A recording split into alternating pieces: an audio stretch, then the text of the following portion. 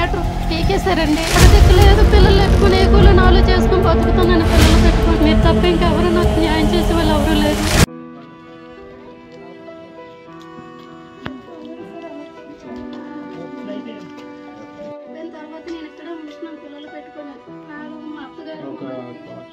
నేను పిల్లలు కూడా చదువుకునే పిల్లలు, మాకు వెనకాల మగ పిల్లలు అనేది ఎవరు లేరు. మగ దిక్కు లేదు, పిల్లలు పెట్టుకుని ఏ కూలి నాలుగు చేసుకుని బతుకుతున్నాను. పిల్లలు పెట్టుకొని మెడికల్ షాప్లో చేసి దాన్ని ఇంకా అలాగే అది చేసుకుని పిల్లలు అయితే చేసుకుంటున్నాను సార్. ఇంకా నమస్కారం అండి. సింగంపల్లి అప్పలనాయుడు అని ఆయన మా మామగారండి. ఆయన వాళ్ళ అబ్బాయి నాగేశ్వరరావుకి పెళ్లి చేసి పంపించారు. మా మరిది గారు బిఎస్ఎఫ్ అండి. ఆయన మా అత్తగారు మా మామగారు ఆస్తండి ఇది. ఇందులో మేము మా మరిదిగారు మా మామగారు చనిపోయారు. మా ఆయన గారు కూడా చనిపోయారండి. ఆయన చనిపోయి 8 సంవత్సరాలు అవుతుందండి. అప్పటి నుంచి పిల్లలు కూలి నాలుగు చేసుకున్న పిల్లలు పెంచుకుంటున్నానండి. నాకు ఇద్దరు ఆడపిల్లలండి. ఒక పిల్లని హాస్టల్లో పెట్టాను. ఈ పిల్ల నా దగ్గర ఉండి చదివించుకుంటున్నానండి. ఈ 2 వాటాలు కింద మేము చిన్న గుడిసెలా ఉండేదండి. కమ్మలి ఇల్లులా ఉండేది. అది కారుస్తూ ఉంటే పెద్దలు వచ్చి కొద్దిగా రేకు వేసుకోమని చెప్పారు. ఈ పరంగా ఈ రేకు ఒకటి వేసుకొని పిల్లలు పెట్టుకొని నేను ఉన్నానండి. ఆయన వచ్చినప్పుడల్లా గొడవ పెట్టి ఇది నాది, నీకు సంబంధం లేదు, నువ్వు ఎవరు అని చెప్పేసి నన్ను ఇబ్బందులు పెట్టి చాలా ఇది చేశారండి. అలాగని చెప్పి ఆ సైడ్ వదిలేసానండి. సైడ్ నేను పెట్టుకున్నా. ఆ లోపల తీసుకొచ్చి మా అత్తగారు మా మరిది గారు వచ్చి ఇలా పొడిచేశారండి. ఇంట్లో ఉండడానికి కూడా చాలా భయంగా ఉంది. ఇద్దరు ఆడపిల్లలతో నాకు ఏది న్యాయం జరగలేదు. మా మరిదికి ఎవరో సపోర్ట్ ఉన్నారండి. మా మరిది గారికి వైఎస్ఎఫ్ వాళ్ళు నాయకులు ఎవరు ఉన్నారని చెప్పారు. వాళ్ళకి సాయం చేస్తున్నారు కదా తప్ప నాకు ఎవరూ చేయలేదండి. నా ఇద్దరు ఆడపిల్లలతో నేను ఎలా బతకాలో నాకు అర్థం కాలేదు సార్. నాకు ఏదైనా న్యాయం చేయండి. మీరు తప్ప ఇంకెవరు నాకు న్యాయం చేసే వాళ్ళు ఎవరూ లేరు. ఎలా అయినా నాకు న్యాయం చేయండి సార్. ఇంక నాకు ఈ పిల్లలతో ఎలా బతకాలో కూడా తెలియట్లేదు. నాకు ఉండడానికి కూడా ఏమీ లేకుండా చేసేసారు. వచ్చినప్పుడల్లా నన్ను ఇబ్బందులు పెడుతున్నారు నా పిల్లల్ని. నన్ను ఇంకెలా సార్? ఇవి కరెంటు వైర్ ఏమో మొన్న వచ్చి కరెంటు వైర్ మొత్తం మీటర్ పీకేశారండి. అది పీకేసి కూడా ఇంక మేము ఉండడానికి కూడా ఏ ఆధారం లేకుండా చేస్తారు. ఇద్దరు ఆడపిల్లలతో నేను ఎలా బతకాలో కూడా తెలియట్లేదు. నాకు వెనకాల ఎవరూ లేరు, నేను నా పిల్లలు. ఇంకంతకు మించి ఏం చేయాలి సార్? నాకు ఏ ధైర్యం లేదు. ఆ అబ్బాయికి ఎవరో సపోర్ట్ ఇచ్చి వైసీపీ నాయకులు ఎవరో ఉన్నారు ఆయన సపోర్ట్గా, అందుకే ఇవన్నీ ఇలా చేస్తున్నాడు. వచ్చినప్పుడల్లా నన్ను ఇబ్బంది పెడుతున్నాడు. కరెంట్ బిల్లు కట్టాను, అన్ని నెలకి కడుతున్నాను సార్. కాకపోతే వాళ్ళు వచ్చే దౌర్జన్యంగా ఈ పనులన్నీ చేస్తున్నారు. నాకు ఏ న్యాయం జరగట్లేదు. నాకేమీ చెప్పలేదు సార్. ఏమీ చెప్పకుండానే వచ్చి కట్ చేస్తారు సార్. ఇప్పుడు వచ్చి 3-4 రోజులు అవుతుంది అది కట్ చేసి. ఇప్పుడు మా మామయ్య పేరున ఉండేదండి, ఆ పక్కన ఉంది ఆయనకి. నేను సపరేట్గా ఒకటి పెట్టుకున్నాను. నా పేరున ఒకటి ఉంది సార్. కట్ చేశారు సార్. ఇప్పుడు మాకు ఉండడానికి కూడా కరెంట్ ఏమీ లేదు సార్. చెప్పలేదు సార్. నేను బయటకు వెళ్ళిన తర్వాత కట్ చేశారండి. పిల్లలతో నాకు ఏదో పని ఉంటుంది. వాళ్ళు అడిగితే వచ్చేస్తాం అంటున్నారు, రావట్లేదు. ఎందుకు రావట్లేదో నాకు తెలియట్లేదండి. అడిగితే నాకు అయితే మా మరిది గారికి సపోర్ట్గా వైసీపీ నాయకులు వాళ్ళు ఎవరు అండుంది కాబట్టి ఈ రోజు నన్ను ఇలాగ ఇబ్బందులు పెడుతున్నారండి.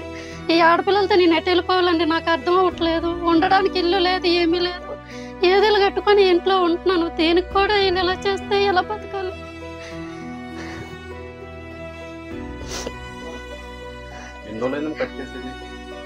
ఇది 15వ తేదీన జరిగింది సార్. ఆ వైర్ మొన్న 23న కట్ చేశారండి.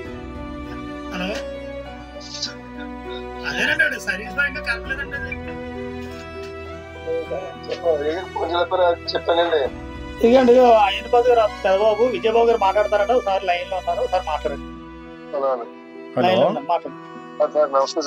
నమస్కారం అండి. ఇప్పుడు ఆ ఇంటి దగ్గరే ఉన్నాను. ఇప్పుడు మరీ చీకట్టుగా అయిపోయిందండి మొత్తం.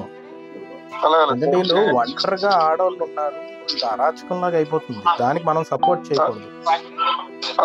అది మీరు గేయతో మాట్లాడిపోతే నేను అక్కడికి వచ్చి ధర్నా కూర్చుంటాను. ఎందుకంటే ఇంట్లో ఒంటరి ఆడవాళ్ళు అలా ఇంటర్మీడియట్ చదువుకుంటున్నారు, అమ్మాయి కూడా ఒంటరిగా ఉంది, ఆడ వచ్చి సుత్తుతో కొట్టడమే దారుణం. దాంతో పాటు చీకట్టుగా పెట్టేసి ఈ రోజు లైన్ కట్ చేస్తే ఆడవాళ్ళకి ఏమవుతాయి? ఏమైనా అవుతాయి? కంప్లైంట్ వేస్తూ కూడా ఆలోచించాలండి. లేకపోతే నేను ఇంకా మేము పొలిటికల్ గా మేము దిగవలసి వస్తుంది. ఎందుకంటే వాడు వచ్చి సొత్తుతో కొడుతున్నప్పుడు క్లియర్ గా చెప్పాడట నా పొలిటికల్ బ్యాక్గ్రౌండ్. మనం కొంచెం పొలిటికల్ బ్యాక్గ్రౌండ్ ఉన్నా, ఇన్ఫ్లుయెన్స్ ఉన్నా, ప్రెజర్ ఉన్నా కానీ ఇంట్లో ఒంటరిగా ఆడవాళ్ళు ఉన్నారనేది గుర్తుపెట్టుకోవాలండి. ఆడవాళ్ళకి లక్షణం లేనప్పుడు ఇంకెందుకని మనం ఇమీడియట్ గా ఇది 80% రెక్టిఫై చేసి మీరు మీ జాబ్ గా మీరు రెస్పాన్సిబిలిటీ తీసుకొని దయచేసి ఐఎమ్ రిక్వెస్ట్.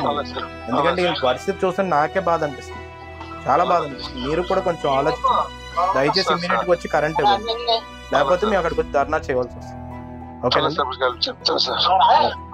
ఏమంటే రాజకీయ సపోర్ట్ ఉంది, నేను ఏదైనా చేసుకుంటానని చెప్పేసి ఆయన అలా నన్ను వచ్చినప్పుడు అలా ఇబ్బంది పెడుతున్నారండి. నన్ను అసలు ఉండవట్లేదు, నీకు సంబంధం లేదు, వెళ్ళిపోయిపోయి ఏమవుదమ్మా. నేను ఇప్పటి నుంచి నేను అండగా ఉంటాను, నేను చూసుకుంటానని చెప్తాను. నేను చూసుకుంటాను, నేను నాకు తెలియదు, అర్థమైంది కదా. ఇప్పుడు దాకా నా దృష్టిలో రాలేదు. నేను ఈ వీడియో చూస్తే ఎంత అరాచకం. లేకపోతే వాడికి రాజకీయ దన్ను ఉంది, వైఎస్ఆర్సీపీ ఎమ్మెల్యే నా వెనకాల ఉన్నాడని చెప్పేసి ఈ రోజు ఎవరు నీకు దిక్కులేదనే ఉద్దేశంతోనే కదా చేసాడు. ఇప్పుడు ఆడపిల్లలు ఉన్నారు, ఇది ఉన్నది, నేను ఈ పని చేసుకుంటూ బతుకుతున్నాను జాలి కూడా లేకుండా ఎట్టి పరిస్థితిలో నేను ఉంటాను. నాకు కంపల్సరీగా మీకు అండగా ఉంటాను. మరి ఏం ప్రాబ్లం లేదు. ఏ స్థలం ఉంది ఇదన్నా కొవ్వెక్కి రోజు వచ్చి నువ్వు ఉండగా అలా చేయడం తప్పు. అది కూడా అంత దారుణంగా ఉంది. ఆడపిల్లలు లేదు లేదు నాకు ఇలా తెలిసినట్టే వచ్చానా లేదా. నాకు వీడియో నాకు మన వాళ్ళు పంపించినట్టే చూశాను. నేను అడిగాను ఫ్యామిలీ పరిస్థితి ఏంటని. ఇలా ఆడపిల్లండి ఒంటరిగా ఉంటున్నారు, ఇలా సుత్తి పట్టుకుని వచ్చి నాకు ఎమ్మెల్యే అండ ఉంది, వైఎస్ఆర్సీపీ అండ ఉందని చెప్పేసి ఇలా పగలు కొడుతున్నారని చెప్తే ఒకసారి వెళ్దాం పదా అన్న. నేను కావాలంటే నాయకులు పంపించవచ్చు, కానీ నేనే వస్తాను స్వయంగా, నేను హామీ ఇస్తానని చెప్పాను. ఏం పట్టించుకోవద్దమ్మా, కానీ ఒకటైతే గుర్తుపెట్టుకో, నువ్వేం ఒంటరిగా ఏం లేవు, అందరూ అండగా ఉంటాము. ఒకటేంటంటే ఇలా రాజకీయాలు ఆడపిల్లల మీద చేయడం, ఇలా చేయడం. మళ్ళీ ఇప్పుడు ఏమంటాడు, ఎమ్మెల్యే నాకు అండగా ఉంటాడు. ఎవడ నువ్వు ఆడపిల్లలు హింసించడానికి ఎమ్మెల్యేలు ఉంటారు, లేకపోతే వైఎస్ఆర్సీపీ వాళ్ళు ఉంటారు. కాబట్టి అవన్నీ పట్టించుకోవద్దు. కాబట్టి నీకు ప్రాణహాని ఏముండదు, నేను అండగా ఉంటాను. ఆడొచ్చి అంత ధైర్యంగా చేస్తున్నాడంటే ఎవడో అండ పెట్టుకొని చేస్తున్నాడు, అది ఎమ్మెల్యే అండని అర్థమైంది నాకు. లేకపోతే అంత సుత్తి పట్టుకొని నువ్వేమనుకుంటావు అది తీసుకొచ్చి నీ మీద కొట్టినా కూడా ఎవరు అడిగేవారు ఆడపిల్లలు అయిపోయామండి. అది మా భయం సార్. ఇప్పుడు ఉండడానికి కూడా భయం వేస్తుంది సార్ ఇలా చేయడం వల్ల. ఏమన్నా అధైర్యపడద్దు. ఇలాంటి అరాచకాలు చేసి ఒంటరిగా ఉన్న ఆడవాళ్ళ మీద పడిన వైఎస్ఆర్సీపీ సపోర్ట్ ఉంది, అది ఉందంటే మాత్రం తాడు తీసేస్తాం ఒక్కొక్కడికి. నేను ఎట్టి పరిస్థితుల్లో నీకు ఏమన్నా కూడా మా ఇంటికి వచ్చి లీడర్స్ కూడా మీతో టచ్లో ఉంటారు. ఓకేనా? సరేనా? ఇది ప్రెస్ మొత్తం వెళ్తుంది కూడా, నీకు న్యాయం జరుగుతుంది. ఏం బెదిరింపలేదు. ఇంకో 40 రోజుల టైం ఉంది ఈ వైఎస్ఆర్సీపీ గవర్నమెంట్ కూడా, అయిపోద్ది. తర్వాత అయ్యన్పాతి గారు ఎమ్మెల్యే అవుతారు, నేను చూసుకుంటాను మిగతాది. ఓకేనా? జాగ్రత్త. All the best.